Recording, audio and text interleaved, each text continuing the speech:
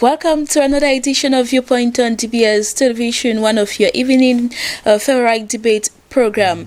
Good evening, ladies and gentlemen. It is a pleasure having you again for us to discuss issues concerning the society, and we are happy to receive a Pan-Africanist with us again in the studio. That is Derek Ngalim. He will be accompanied naturally by Mange Fenashu. So stay tuned while the program unfolds.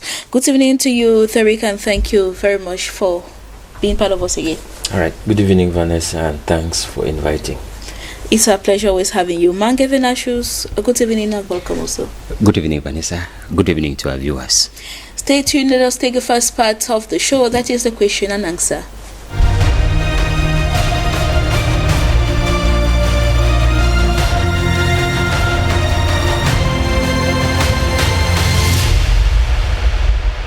Once more, you are welcome back. Our first question: can there be any justification for the exploitation of private sector workers within the COVID-19 pandemic? I begin with you, Derek. There is no justification, absolutely. Mange Venashus?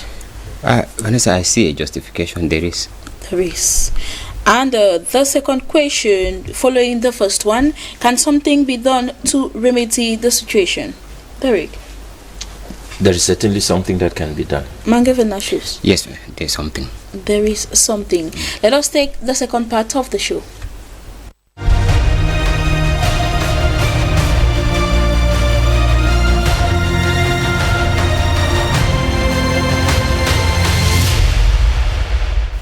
Once more, you are welcome back. In our first question, can there be any justification for the exploitation of private sector workers within the COVID-19 pandemic, given that when the crisis came up, a lot of workers in the private sector lost their jobs, teachers, enterprises sent away some workers under the canopy of a technical leave, and we are trying to find out if there is any justification for exploiting these workers. And I would like to ask Derek, has it been or did it occur only during this coronavirus pandemic?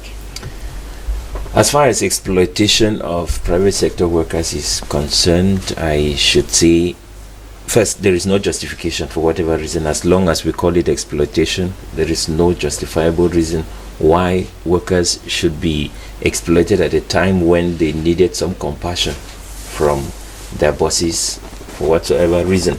And exploitation of private sector workers is not a new thing within the context of our economy in our country, as we can say it. There is no capitalistic system where you would not have workers exploited. But our question as to whether it is justifiable is an honest question that we have to face. It is true, private sector workers have constantly suffered as passive victims of circumstances, and I would say the blame goes to both camps, the employers and the employees themselves. Because growing up as a little child, I knew naturally that if I touched fire today and it burnt, the next moment I'll avoid it, or I'll avoid anything that has the color of fire itself. And there are several ways by which private sector workers are exploited. It is true, employers have hidden behind the claim that there was something like a structural adjustment or whatsoever to exploit workers, but I think the instructions of the administrators of the country was so clear on that. And if any person who was not fully engaged in production and redistribution of consumer goods endorsed in anything that had to do with reduction or necessary cuts of salaries for workers, that falls within the realm of exploitation. But it had to affect just those companies or enterprises where they constantly produce and supply consumable goods, which we could say because of the corona lockdown, the market was largely affected. But as far as other services like education, for example, medical, health and facilities were concerned, there is no justifiable reason absolutely for reduction in salaries of workers, because their activities continued uninterrupted. And therefore, the claim or hiding behind a structural adjustment or a technical leave or whatsoever was just a natural capitalistic tendency where people believe in a philosophy of I benefit and the others can go to hell, with a total lack of compassion. And this exploitation comes across in several ways. It is true, once you have never been made to be aware, you cannot get to understand that you are being exploited. They say naturally my people suffer for want of knowledge, or for lack of knowledge. And there is a certain inhuman egocentrism that when you don't look closely, you may begin to take for angels those who are actually murdering others with exploitation. It's not because someone is offering you a pay that you get to conclude that he is a good man. There are times some pays are baits. A bait is something that you give to an animal when you want to catch it, or to get it at all costs. You see, to catch a fowl or a chicken, the best thing to do first is to throw some grains of corn. You know, according to the qualification you acquire when you leave school, the degree or whatsoever, your pay has a certain standard it is supposed to take, or it is supposed to reflect. But the reality in our country is the fact that civil servants and private sector workers have a certain large disparity, a vacuum that cannot be filled. It keeps widening as time passes. You discover that while public sector workers are being compensated adequately and in an increasing manner as time passes, private sector workers rather look for strategy in order to cut down the compensation of their workers. That falls under what we call underpayment. And when you look at it, those having first degrees, for example, the public sector worker receives double what the private sector worker receives as a salary, although all of them fall under the same scale, and which normally requires that they should be adequately compensated or equally compensated. What is the justification for someone working in the private sector receiving a salary of 100,000 francs, whereas that who works in the public sector is on 240,000 francs?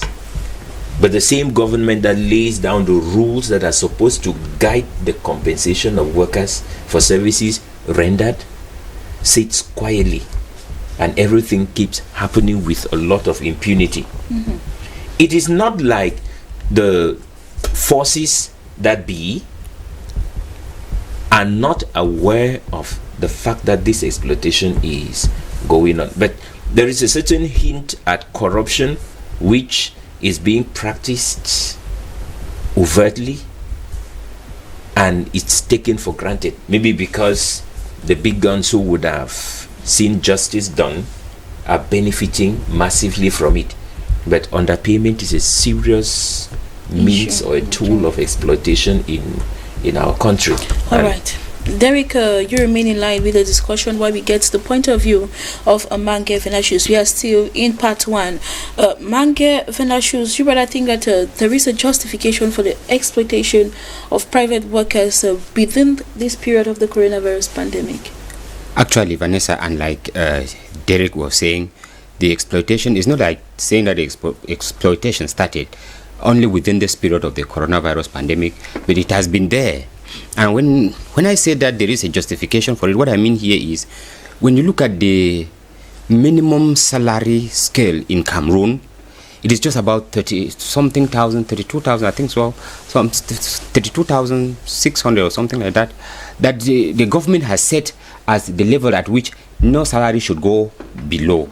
Which means, from the viewpoint of the government, if you take these private operators, they are instead being, generous to pay their workers what they have as of now, because they are free, they are allowed by law to pay you in Cameroon from their minimum salary. 28 and above. Okay, is it 28? 28, yeah. Correct. Which means if you are receiving 28,000 francs in Cameroon, you are, if a worker is an employer is paying an employee in Cameroon 28,000 francs, he is fine. He's just within the rules.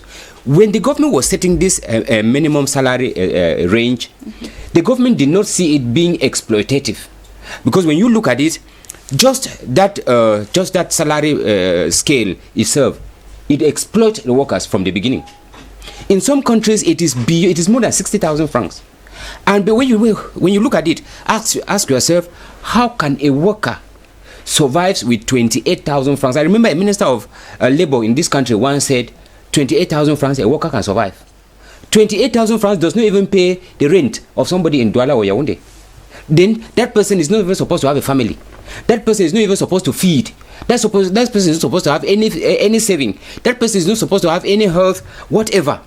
Just the 28,000 francs is below the rentage that the person pays in a city like Douala. So when the government sets that as the minimum wage, you see that itself, the government has kind of legalized the exploitative act by employers. Remember that every employer out there is a business person, profit oriented, and they do everything they do to make sure that they cut down the cost and maximize their profit. One of the means of cutting the cost is paying low wages, and by so paying, they are exploiting these very workers. Now, another problem is the problem of unemployment. We were looking at this issue of unemployment, taking the case study of those in the educational sectors, those who are teachers. You see, it is just now like, in some countries, I take for example like Nigeria, when you finish from university, there is something that they call the National Youth Service, that you are supposed to undergo 1 year. You are not paid. Yes, to get yourself acquainted with the normal public life, and they say it is service you are rendering to your country. In some other countries, they adopt the military service, they add to it. But then somebody said it sarcastically that in Cameroon, our own youth service is teaching. When we finish from school, from the universities, you have nothing doing. Because of the high rate of employment, you go to school to teach. And once you go to this school to teach, I remember a proprietor telling young university graduates that this is his own formation center. He is teaching them how to teach. He's training you how to teach. That is why if he pays you 50,000 francs, you are supposed to give him again something, because you are undergoing formation in his school. So according to him, that 50,000 francs that he's paying a university graduate is too much. And at times he even says it, that paying you 50,000 francs is too much. It's too much, because you see, all of people are flocking to find something to do because they are unemployed. And when you reach a certain age, for us especially men, boys, you find that you discover that you're already becoming a burden to your family. You still keep asking for money, even money to buy your basic needs from your parent. It becomes a shame. So you just have to survive. Whatever they proposes to you, you take. Now, I was looking at another issue, why this exploitation by in the private sector, government's silence itself is another push factor for these employers to exploit. To be exploited. I remember with the COVID-19 outbreak in Cameroon, schools were closed, teachers raised an alarm that they were not being paid. And the Minister of Secondary Education gave an order that these teachers should be paid. But what happens is, what follow-up came? Can the minister really give an account to say that, no, these proprietors paid the teachers? Venatius will received several of these teachers here, they testified that they have not been paid. That is the government silence here that I mean. Because government has the duty to make sure that her workers or her citizens are well taken care of. We know I take, for example, those in the educational sector, we know the kind of, I call it business that they are into when it comes to education in Cameroon. We know the kind of, and in most of these private schools, they are the schools that have very, cutthroat school fees, high school fees that parents have to pay. And which they increase it every year. Which is continually being increased every year. We are talking about a year that was handicapped with coronavirus. Schools were closed. Parents had paid school fees, but proprietors did not pay the teachers. What did the government do? Tell me how such a proprietor in this other coming year will not go about exploiting the proprietors or the teachers freely. If the government had intervened, if, for example, the Minister of Secondary Education, who came out to insist that they should pay, if she had followed up to make sure that these private proprietors paid their teachers, it could be that, those proprietors would have been afraid. Maybe the minister may still carry another check to see how they are treating the teachers. But since nothing happened, is another way to say that you people should go ahead. You people should go ahead and keep exploiting them. So I think that and push to this, to such a situation. Vanessa, around the early 90s, when the economic crisis hits Cameroon, the salaries were slashed in the public service in Cameroon. It was total outcry in the whole country that people could not survive. I mean, public workers who have the salaries that they have. Mr. Ngalim was telling us about the same qualification that you graduate with somebody from the university who is in the civil service, the salary that you take and in the private sector, and the salary that the person takes in the civil as a civil servant. When you see the disparity, you see that government does not even care to see how they could equalize the disparity. It's not because the employer has been allowed to negotiate. It is that lack of that concern, because in a normal society, they should pay you according to your qualification, which means if you are a degree holder, either in the public service or in the private sector, you should have this a certain range of salary, which should be respected, which the government should make sure that it is respected. But then we don't have it.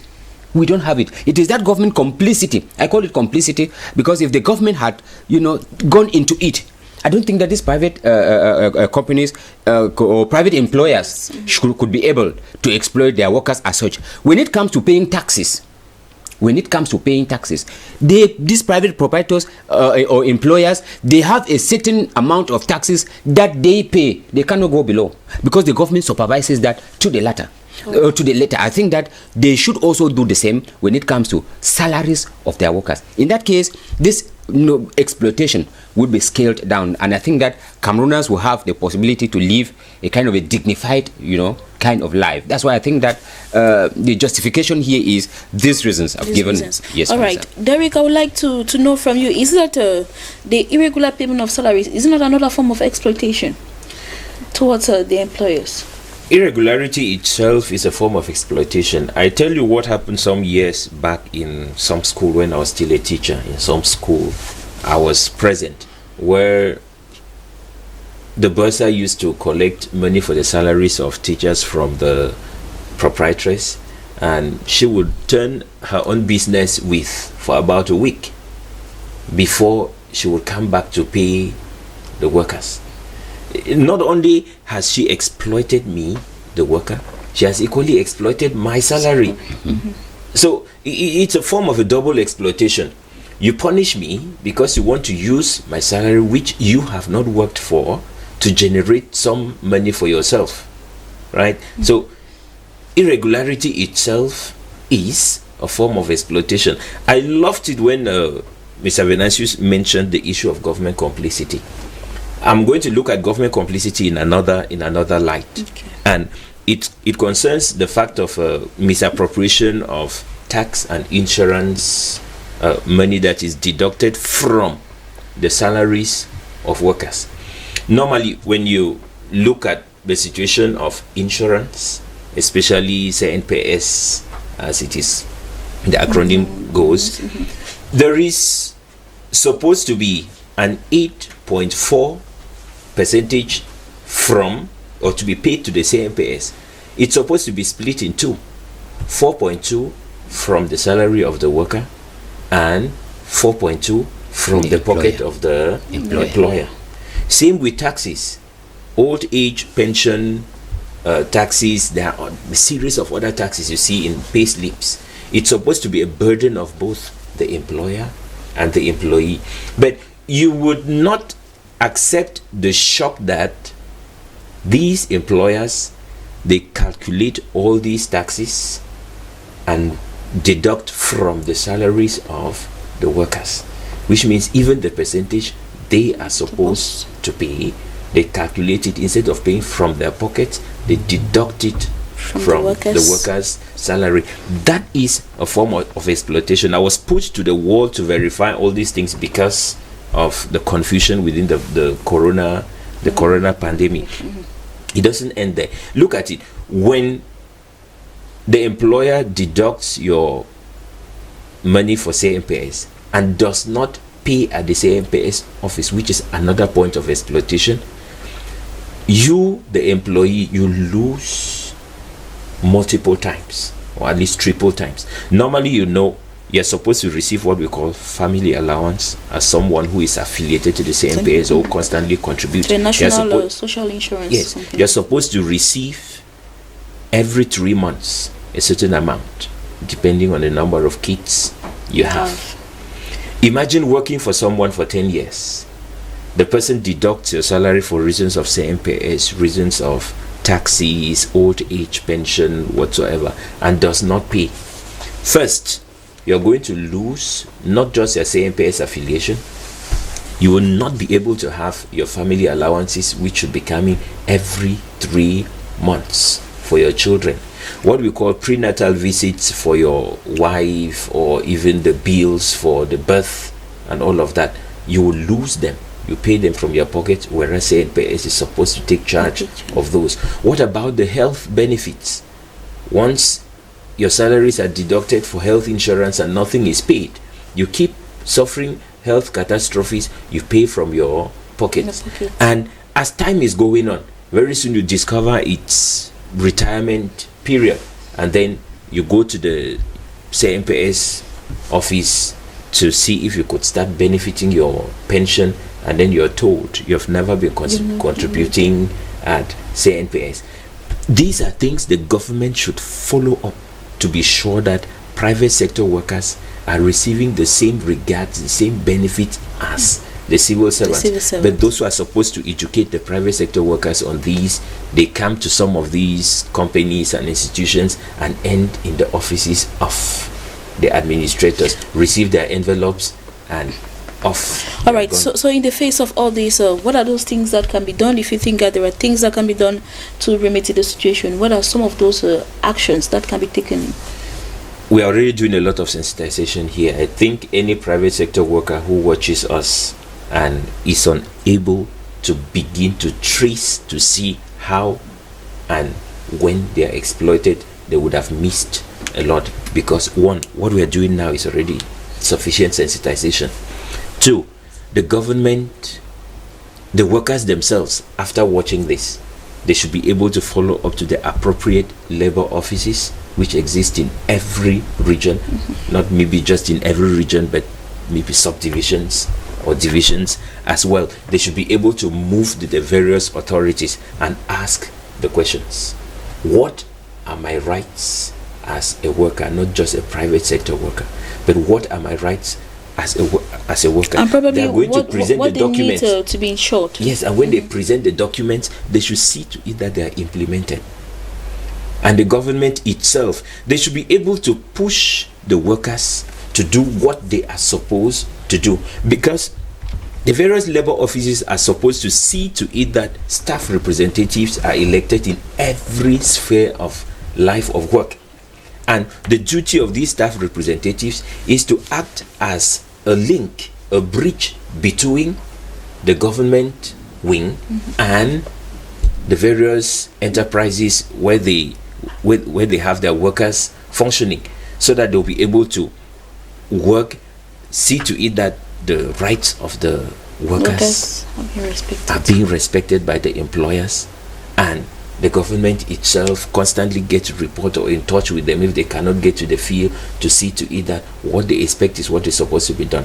I love the example of Ghana. I know I'm jealous of Ghanaians. I'm not saying I wish to be a Ghanaian, but what happens in that country is something that is supposed to be copied by every country. There is no distinction between a private sector worker and a civil servant in Ghana. If you are a proprietor, you open your school, and the first condition that leads you to be able to operate is not the granting of the authorization. you have to declare all your workers and turn in the salaries of all your workers according to government standards in the government bank. And at the end of the month, while civil servants are going to the bank to get their salaries, private sector workers are going to the bank as well to get it.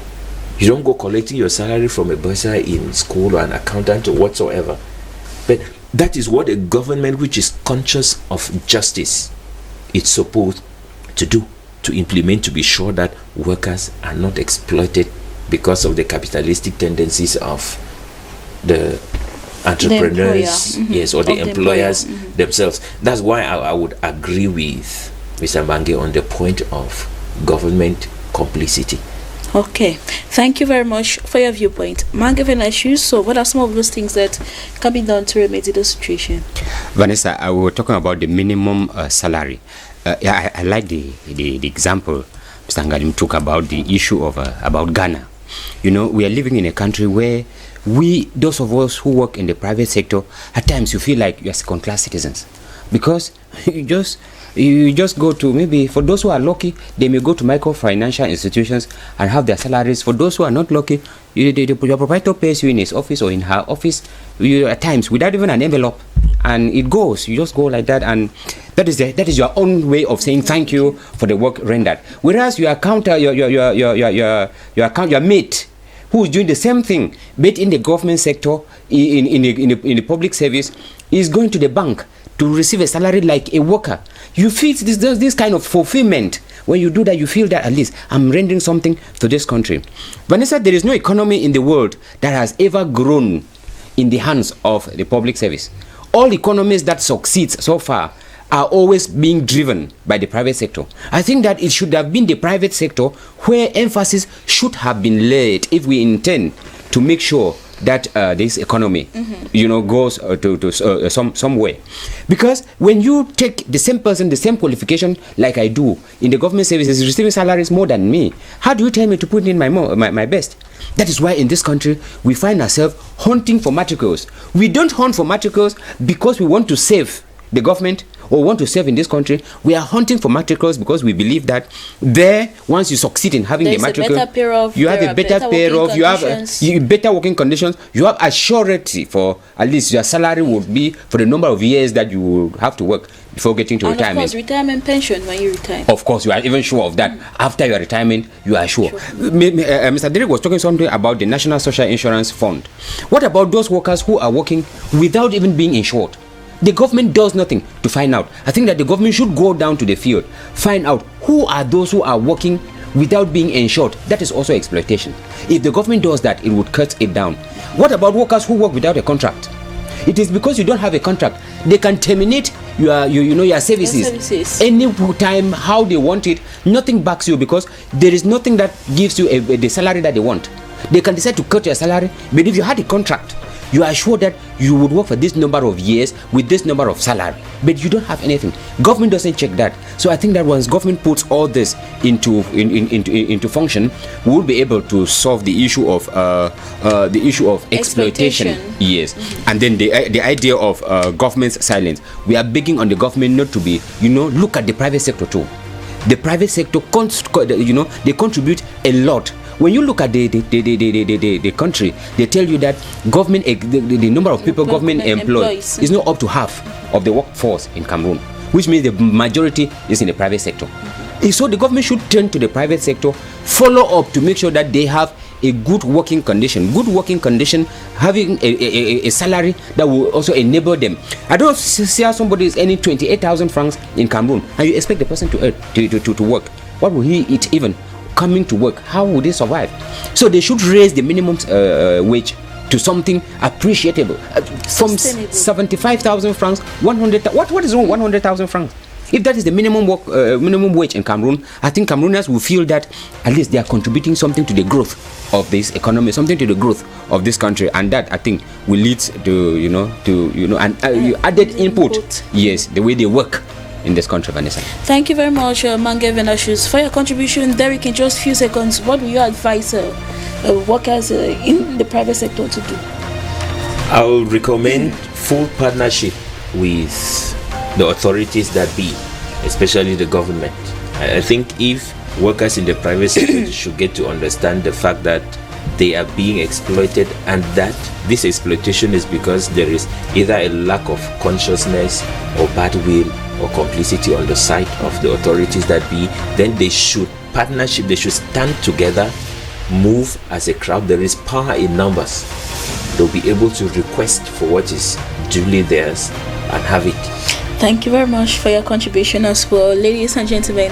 Thank you for your kind and keen attention. Well, that was the package we had prepared for you today. Do not forget that Viewpoint is not only getting the point of views of our guests on the show, but it is in another form educating you and creating an awareness. To have a pleasant night in the company of programs on DBS Television.